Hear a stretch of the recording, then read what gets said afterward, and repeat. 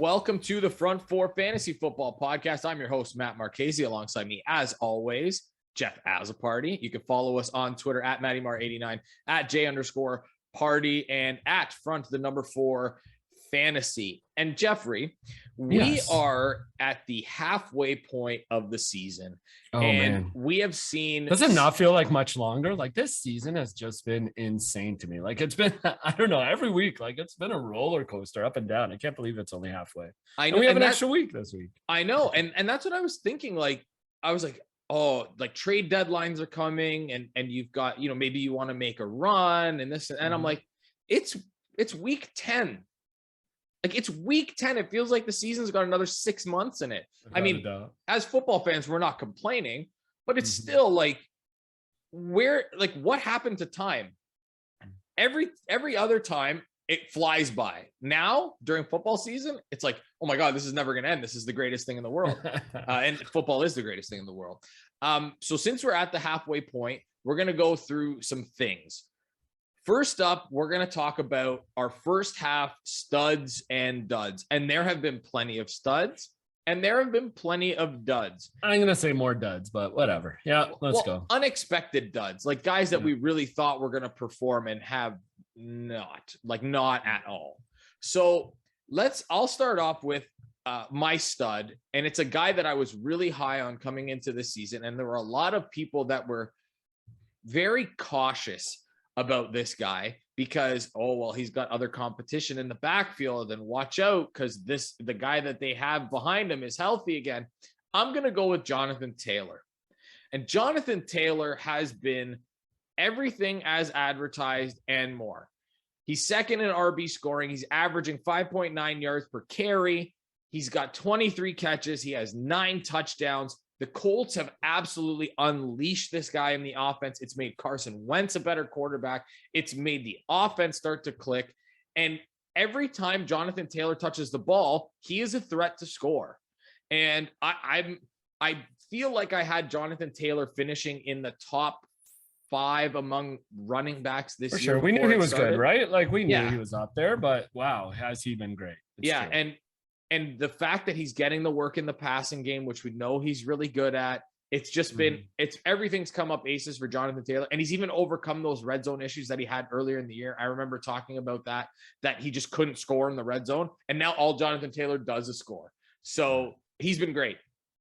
So I will now open the floor to you, Jeff, for your first stud. It's funny you went there, Matty, because I'm going to stick with the same team. And I'm going to say my stud is Carson Wentz, the QB you just had mentioned. Wow. I saw a stat today, and this is pretty amazing. The only player in fantasy this year to have 8 weeks with 17 plus points is Carson Wentz. Did you know that? Like, that is insane. And actually, in most of my leagues where I looked, it was 19 plus in 8 out of the 9 weeks. He had the one bad week, but other than that, he was up. Yes, he's a QB. And I think the only guy, we will get to him later, Cooper Kupp, who had a week where he was like 16, and then the rest are all around there as well. He had 1 week that was down, but he had weeks. His weeks are like 16 plus 8 out of 9. But Carson Wentz, and to me, I'm gonna give him the stud award on my end because I didn't see it coming. I was not a believer in Carson Wentz.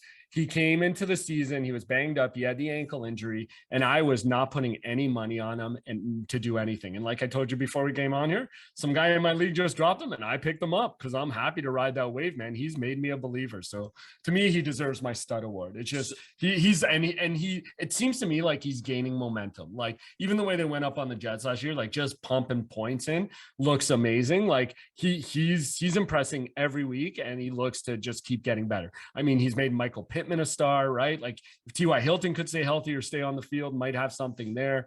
But I don't know, man. He's killing it right now. He has to be my stud.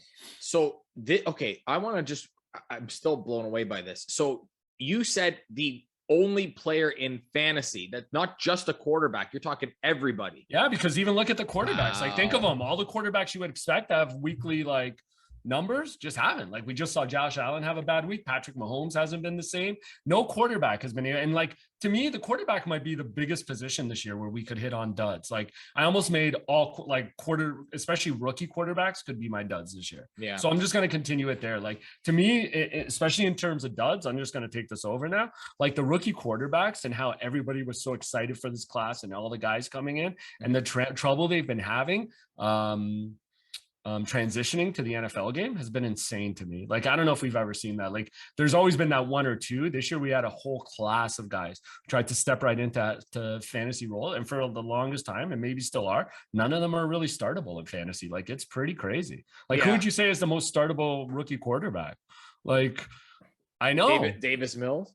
Yeah, right? Like, he's had a couple. I know he's not starting now, but it's crazy to me. Like, and out of everything, like who looks the best? It might be Mac Jones, right? But like he doesn't throw the ball enough to get points. Like, no, it's insane to me. Like all these rookie quarterbacks, if you bet on any of them, and even me, like at the start of the season, I would have said Justin Fields or Trey Lance, keep them stashed because maybe by the end of the season, they'll be cooking. Like even when Justin Fields was getting his first start, what did we talk about here? We expected big things, right? Mm-hmm. And they still have him on a tightrope. He is getting better. Last 2 weeks have been great. I don't know if he'll be cooking by the end of the year like we kind of expected. Like him and Trey Lance, like if you look at their schedules at the end of the year, a bit easy. So that's why I was thinking stash them. If they're rolling by them, if they're integrated into the office, like they could be league winners, but they're nowhere close to that for me right now. Yeah, Justin Fields I thought he was really good against the Steelers. He was really good. And you see what happens when they let him throw the ball. And I get them trying to be careful and watching where they do, but the kid does have talent. And you could see him growing that confidence. And as he does that, he's just going to get better. Like that drive was awesome at the end. He's going to make the throws that he knows he can make. All right, I got one more stud here. I'm gonna go. Okay, sorry. No, it's okay. It's okay. Trust me, there's duds. Throw to me again. I got duds for you. I got duds on duds on for duds. Days. Duds on duds. Yeah, duds for days. I like that. Let's go with another podcast. Let's go with Ja'Marr Chase. I mean, we talked about this on a recent podcast. About picking him too. If I was gonna pick another one, he would have been my guy too. Yeah, amazing. And there was the talk about he can't see, he can't catch, he can't create separation. Having trouble picking up the ball. Yeah, and you know what? All it's resulted in is a wide receiver 3 spot, 835 yards on 73 targets. He has 7 touchdowns. He's averaging 11.4 yards per target. He's averaging almost 19 points per game. And he's a rookie. So this guy's only going to get better. He's just, every time he gets the ball in his hands, you think something is going to happen. It's amazing. I thought T. Higgins, especially with 2 minutes left on the clock, like it's amazing how they can just go to him. He makes a play happen, and he's been incredible. Yeah, I agree with you. Well, I second that. That gets my stamp of approval. Yeah, and he is definitely a stud this year. I really thought T. Higgins was going to finish higher. I thought that Ja'Marr Chase was going to finish as a wide receiver 2, like back end. Man, he's one of the best receivers in football already. And I'll go out and say that. And I have no shame in that. He's been absolutely incredible. We got more duds. So let's get I got duds on duds. Like, I mean, come on. How many times have we talked about them on this podcast? Like, I think by this point we just have to say their name and know, like, Robbie Anderson, Mike Davis. Like, let's go. Like, your come two on, favorites. Man. Your two favorites. Man, come on. Like, had some kind of hope and just nothing out of either. I mean, Mike Davis, there's been a week or two where he's shown like maybe a little glimpse, but he has to get into the end zone. He cannot put it together, right? And they're always throwing the ball. Yeah, it's true. And Cordell Patterson's just not letting him do that because he's taking everything for himself. It's just crazy. He's been excellent. Oh, so one of my duds is Trevor Lawrence. So that's obvious. We already covered the rookie quarterback. Yeah, I know, without a doubt. I'm with you. But here's a dud, and we know that we saw at least a glimpse of some hope, and then he pulled his hamstring on Monday night, and that was Allen Robinson. Oh, wide receiver 53. You stole it again from me. I was thinking him exactly too, for sure. I said following up on the Justin Fields argument, who has his lack of growth hurt the most? It's got to be Allen Robinson. But we did see something. They started to throw the ball late to him, and now. I mean, you should be throwing the ball all game to him. But yeah, before those late passes, it just doesn't seem like him and Justin Fields are on the same page at all. Like you could tell Darnell Mooney and Fields have a bit of chemistry, and I know Fields has said it's because Mooney stayed with him late after practice to work on something. But Allen Robinson, sorry, and Justin Fields seem to have no connection whatsoever. Like, Maddie, it was to the point I was hoping Allen Robinson got traded at the deadline to see what this guy could kind of do somewhere else. Yeah. So he's wide receiver 53. He only has 50 targets on the year, 30 catches for only 339 yards. He only has 1 touchdown, and he's averaging 7.8 points per game. That's just not going to cut it. Now, well, here's what I wrote down about him, Tad, to that. Yeah, go. Like 5 games this year out of the 9 games they had, Robinson has had 5+ targets, and like only in 5 games out of the 9, Maddie, has he got more than 5 targets. Like I guarantee you look at past years, it's been nowhere close to that. He's been more of a double-digit target guy. Like, you see more games with double-digit targets than less than 5. When 5 is that starting number, like I saw that, and that's crazy to me. Insane. Yeah, it's insane. And you know, when we talk about Allen Robinson, we talk about the late game and how they incorporated him more. I do wonder, again, this is all if he's healthy coming off the bye, but if they do start to incorporate him a little bit more, because they're going to let Justin Fields throw the ball more. It also helps, Jeff, that David Montgomery's back.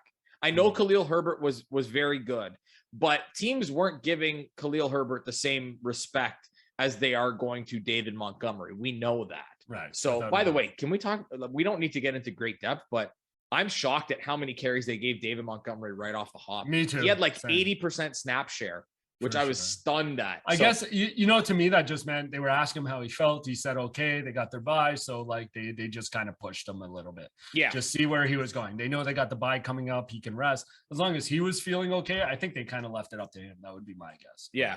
Okay, let's move on. First half MVP.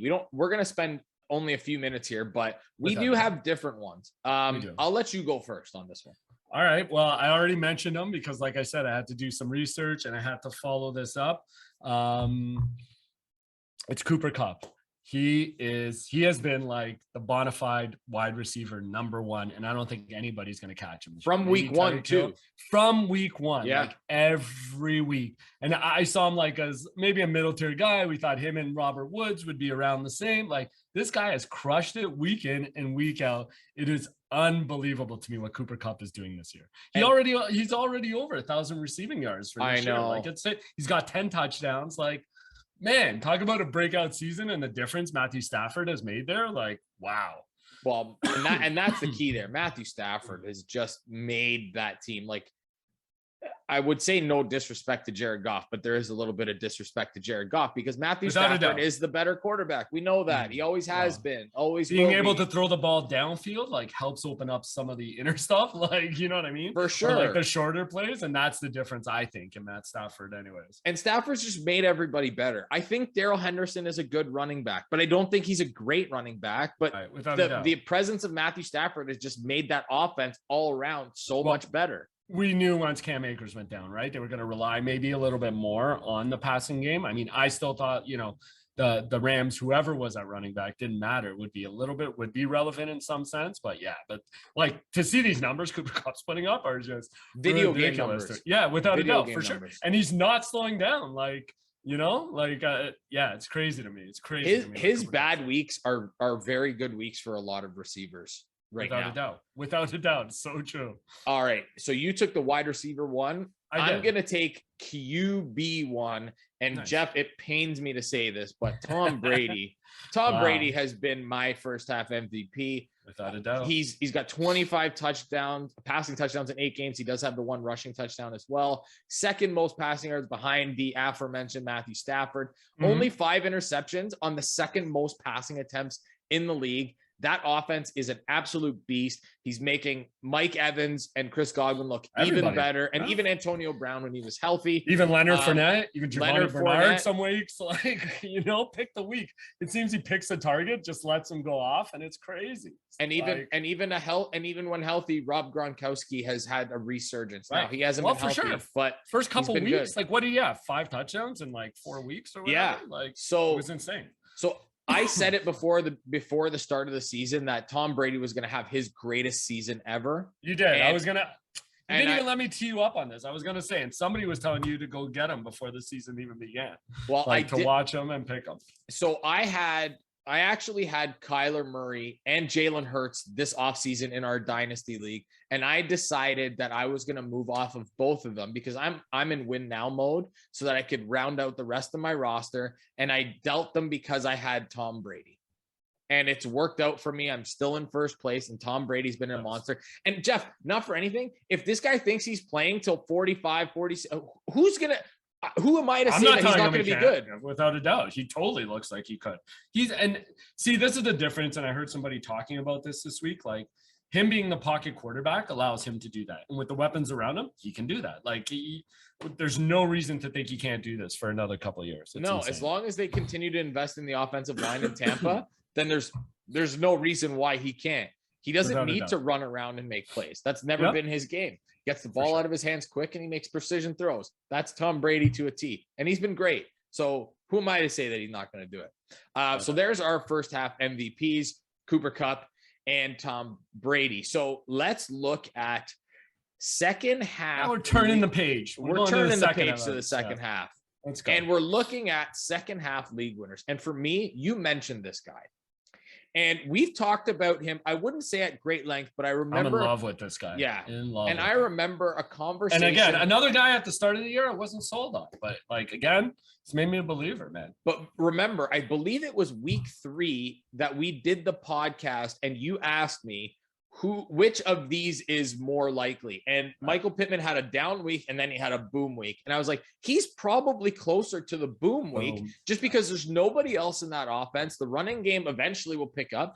And I said, I would hope that Carson Wentz is going to get a little better. Michael Pittman. Well, and I think it's helped both of them, right? Like Carson Wentz just has faith in him. He knows he can make the play. So he's going to throw him the ball more. And what happens? Yeah. He makes the play and it makes them both, it bumps both their numbers way up. It's been crazy. And it's been a lot of fun to watch. It's been crazy. So since week 5, Michael Pittman is the wide receiver. Where did I put it here? Wide receiver 3 since week 5. Wow. Like he's averaging 19 points per game in that stretch. And that's not an insignificant number, people. Like that's pretty darn good. He's now vaulted himself up to wide receiver 7 on the year, ahead of guys like DK Metcalf. And granted, there's been an issue there because of the quarterback, but Chris Godwin, Mike Evans, DJ Moore, Robert Woods, like he's ahead of some pretty good players. And he's turned into that alpha receiver that we thought that he could.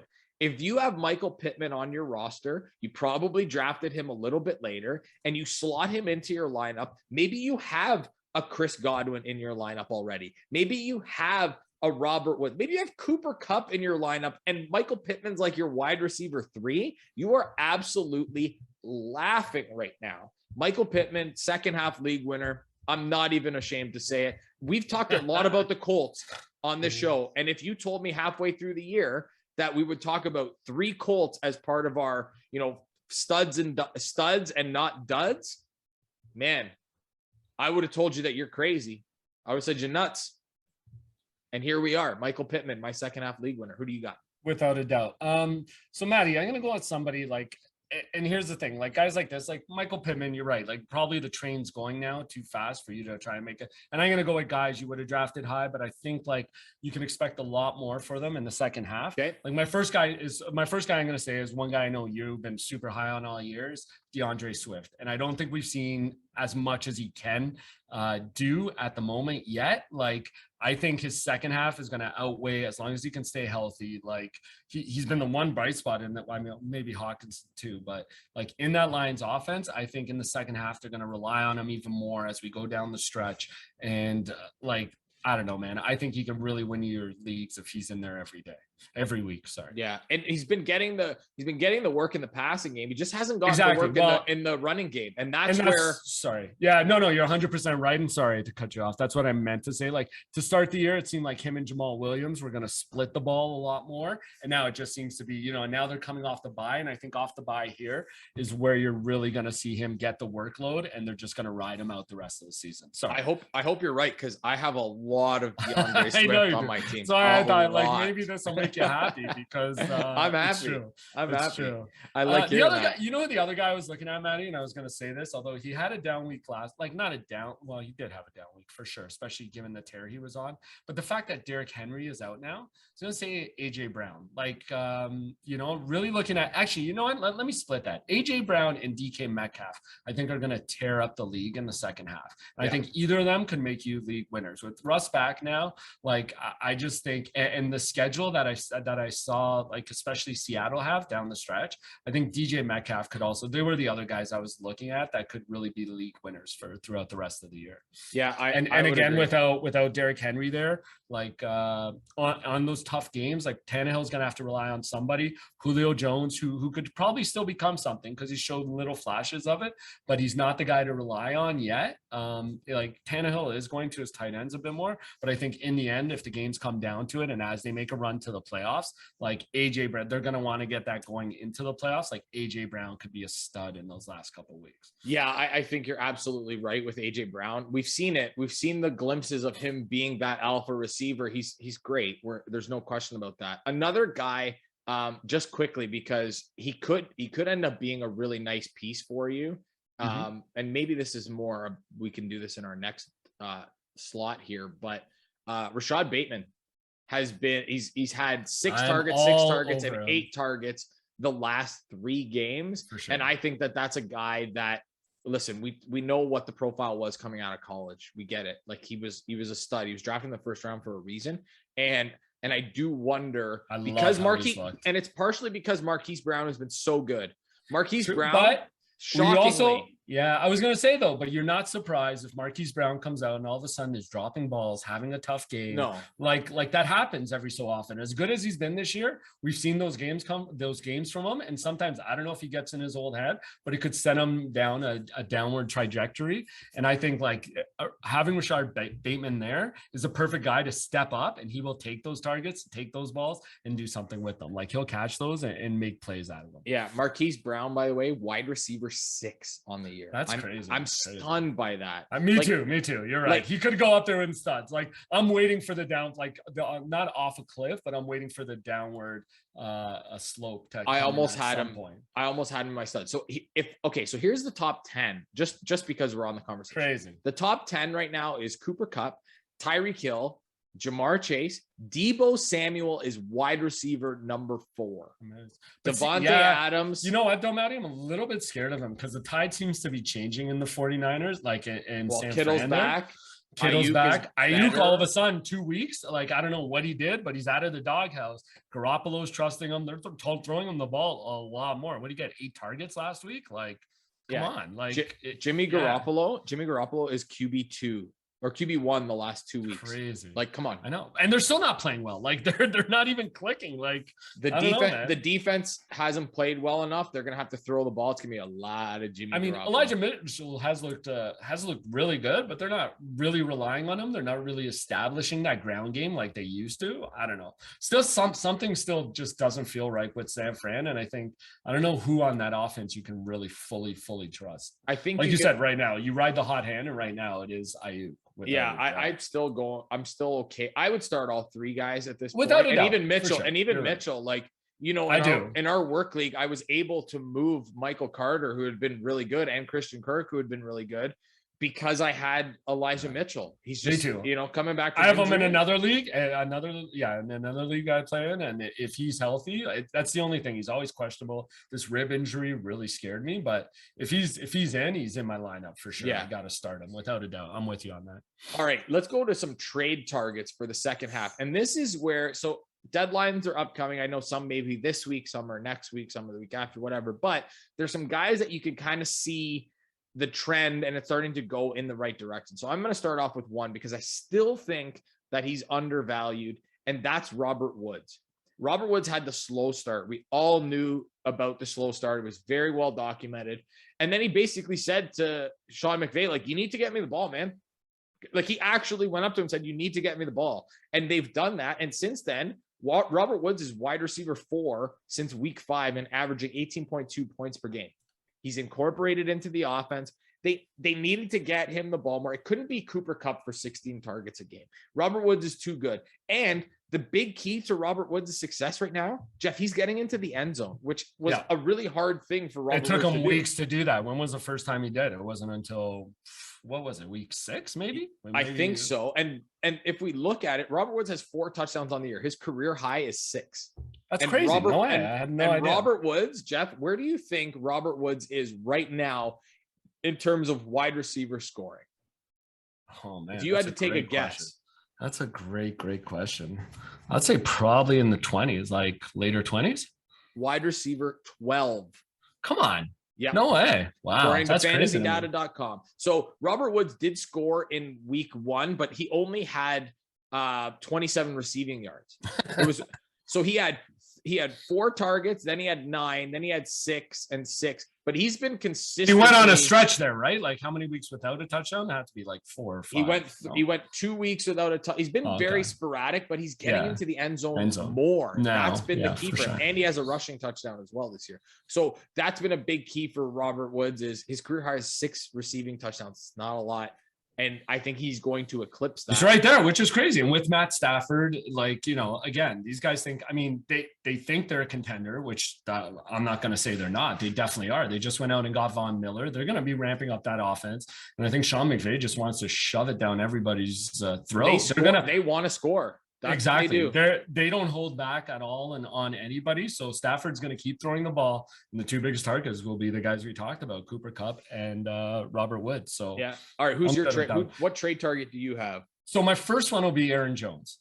It seems to me, and I only say this, I know everyone drafted him really high, but a lot of people seem to be down on Aaron Jones right now. They don't think they think he's kind of getting either cut out of the offense or they're not using him properly. I don't know about you, all the other leagues I'm in, I see people picking up AJ Dillon like crazy, thinking he's going to get more involved, but I think that's still Aaron Jones's spot. And as this team, like, you know, they're up there among, like, well, before last week, vying for that number 1 position in that conference. And as the weather starts to turn and gets worse, like, Aaron Jones is going to be that guy for them. He's going to get the ball. He's going to do it. So if people are down on Aaron Jones, I say, man, try and put in an offer and see what they want for him. Like, go try and get him. But I think he's still gonna, like, even though he hasn't been getting it, like the Packers have been on a weird run lately, especially with everything going on with Aaron Rodgers. But I mean, in the end, and again, especially the big key is in Green Bay when the weather starts turning, like, you can count on Aaron Jones to get those carries. And Aaron Jones is going to get the work in the passing game too. Aaron Rodgers trusts. Well, he didn't for a while, and I think that's why people started getting down on him, because there seemed to be a few weeks where he wasn't getting any passes, right? And when was it, last week or the week before? And then people just started souring on him. They thought AJ Dillon was finally becoming that guy instead. Like I said, I saw a lot of people pick him up, and I don't think they're over Aaron Jones yet. I think they're just kind of holding off, picking their spots for him, but they're going to ride him out into the end of the year. Yeah. Give me all the Aaron Jones. Love Aaron Jones. I think he's such a great player. Okay. Mine, this is a cheap target. Okay. This is a guy that you could probably go out, not pay a ton for. You probably shouldn't have to. And it's a little close to home, and that's Cole Beasley. Oh, so over the last 3 weeks, the Bills running game has not been able to get going. It's been putrid. And now Zach Moss is out with he's in concussion protocol, right? Like, my guess is he's probably not playing this week. So right, me too. Same. And what's happened is the Bills offense is getting the Kansas City treatment. They're trying to bracket guys. Like Stephon Diggs gets bracketed coverage all the time. They've been playing 2 high safeties. It's been a lot tougher for the Bills offense. Like that game against Jacksonville was a prime example of them just not being able to move the ball. It was awful. Sure. There was only one good Josh Allen in the game, and he was on the Diggs hasn't had the year we even expected out of him because of it, right? Like, it's been crazy. And then the other thing is, like, you know, I like this pick, Maddie, because like, I don't know, blame me for mushing it, saying Emmanuel Sanders was that guy, like, taking those things. I blame it seems to have started to turn. Like, I don't know, last few weeks he's kind of disappeared a little bit. He's not that guy. Cole Beasley is back to being what I remember you saying he was at the end, like that guy, especially on third downs when they need those extra yards and like, you know, trying to get to that marker. Like, he's the guy he goes to, and he finds a way to get open and get that pass. It's crazy. Yeah. So he's been really good the last couple of weeks. So last 3 weeks, besides last week, none of them were good. But last week he had it was some crazy thing where it was like he had like 8 catches for 33 yards. Because what they were doing was they would throw him How screens. many total yards? Yeah. Yeah, they were throwing him screens because they couldn't get the running game going. And if that's going to be something that keeps going, they're going to use him. He has 33 targets over the last 3 games, and he has at least 7 catches in those 3 games. Yeah. I think he's a great flex option for PPR, especially full point PPR, because he doesn't have to get a lot of yardage. Like 8 catches for 33 yards is 11.3 points, Jeff. Yeah. Like, well, and the other thing, Maddie, like one thing we all noticed about Cole Beasley too is it's in the red zone, right? And especially with no Dawson Knox now right there, who else is he going to turn to? He might start turning to Cole Beasley again. Like we've seen him do it in the past, right? Like like I said, he's a guy who fights his way to get open one way or another. Josh Allen knows that. And again, with no Dawson Knox there yet, like right now, why can't he be the guy getting in the end zone in those? Yeah. All right. You have one more trade target? One more. I think this one will make you happy. I'm going to go Mike Williams. Like a lot of people another guy I think a lot of people right now are down on and don't think he can get back to where he was the first couple of weeks. I truly think he's going to get there. Like he's had a bit of a bad run lately. I think that's because the other team's putting their best corner on him. He's had a few bad matchups the last couple of weeks. Chargers have an amazing lineup, amazing schedule down the stretch against defenses they can totally destroy. Doesn't matter who's on them, and they can take advantage of it. I trust Justin. I almost made Justin Herbert actually my league winner in the second half because I think that the Chargers are going to have a monster second half. And Justin Herbert was up there with me on the guy I could have picked as one of my league winners. And I think him and Mike Williams are going to reestablish the connection they had the first few weeks. They even said he was dealing with a bit of an injury. I think he just has to get healthy. He always is. Yeah, it's always something. But it hasn't sat him down, Maddie. Like I think he's enjoying. He wants to play right now. Like I think he used to sit out on some of those games, and right now he wants to play. So once he gets healthy, and by the end of the year, I expect him to be at full force. And I think some people are really down on him, and you can go get him. Yeah. So I mean, I would check in on them. And again, it's all the value of what people see in them and what they expect second half. But after a few bad weeks, like people are down on him, I say go out and get him because I do think he'll return to it. Yeah, I would agree with that. Okay, time for the not so 2-minute drill. Alvin Kamara, high ankle sprain. They brought in a bunch of running backs, and I can't believe that we're going to be talking about Mark Ingram actually having some fantasy relevance after starting he got cut last year by the Ravens because they had J.K. Dobbins and Gus Edwards. That was later in the year. And then he signs with Houston, which is a tire fire. And then he gets traded back to New Orleans. And all of a sudden, Mark Ingram has fantasy relevance because Alvin Kamara has a high ankle sprain. We talked about Kamara last week because of the value with Taysom Hill at quarterback. And sure enough, Taysom Hill, of course, didn't start, and it was Trevor Siemian. That whole New Orleans team this whole season with Michael Thomas, with the quarterback carousel, it's been an absolute disaster. Marquez Callaway was this preseason star, and then they didn't use him for 3 weeks. And it's just Troutman, we all thought was going to take the next step. It's been a disaster. You know what? I don't even care. Fine. Mark Ingram, be the guy. I'm so done with this offense right now. I can't handle this anymore. Like, are we now starting Mark Ingram with confidence? Yeah. I almost did last week. Once James Robinson was ruled out for the game, I almost went and got him and thought, hey, he could actually have a big game here because we've seen it in the past, right? Like there's those games where he'll get a couple touchdowns and Kamara, they'll just sit out because we knew something was up with Kamara. Like you said, when they started working out, it seemed like a ton of running backs. Like, where is this coming from? Something has to be going on with him, right? And obviously we were right, and there is. So yeah. Yay, Mark Ingram, woohoo. Oh, I can't. I mean, hey. It's not Adrian Peterson. What do you think? His first touchdown. Don't even get me started on that nonsense. Oh my God. I thought Deonta Foreman looked way better. Jeremy McNichols, I thought looked better. But anyway, Russell Wilson and Chris Carson designated to return from IR. Russell Wilson practiced in full today. Chris Carson did not.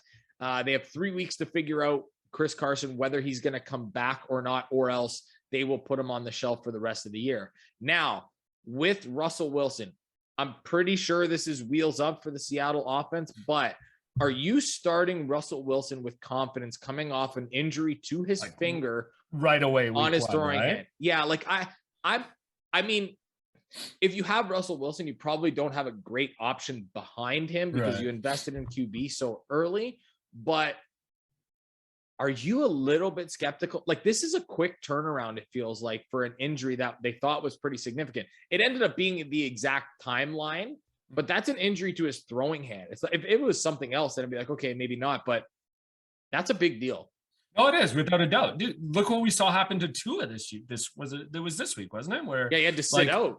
Last minute, right? Because of his finger and his hand and him not feeling it when he went out there. Yeah, I wonder about Russ a lot. We've talked about it, like what a warrior he is and how much throughout his career he's played through injuries, but not being able to grip the ball on a finger like that, like, yeah, that could be dangerous. And you don't want to mess it up more. Like I said, when he's back, and that offense should get clicking in full. But yeah, if there's an issue with his finger, it can't grip the ball, can't throw the ball, like, I don't know. I think there is a little bit of cause for concern. But hey, baby, let Russ cook. Having 80% Russell Wilson is better than having 100% Geno Smith. I will take that. I will take that to the grave. True statement. I think that's a good one to end. Like, we can both agree on that. Yeah, I think we could. And with that, we will end today's show.